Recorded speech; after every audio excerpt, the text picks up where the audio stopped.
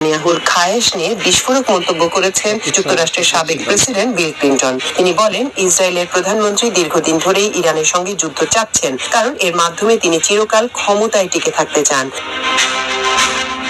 তার ভাষায়, নেতানিয়াহু বহু বছর ধরেই ইরানের সঙ্গে যুদ্ধ করতে চাইছেন, কারণ তাতে তিনি আজীবনের জন্য ক্ষমতায় থাকতে পারবেন। তিনি গত 20 বছরের বেশিরভাগ সময়ই ক্ষমতায় ছিলেন।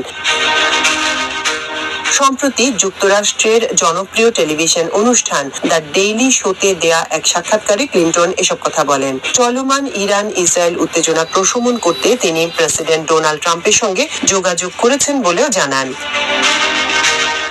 ক্লিন্টন বলেন, আমি প্রেসিডেন্ট ট্রাম্পকে অনুরোধ করেছি যেন এই সংঘর্ষ প্রশমিত করার চেষ্টা করেন এবং বেসামরিক নাগরিকদের উপর যে লাগাতার হত্যাকাণ্ড চলছে সেটার অবসান ঘটান।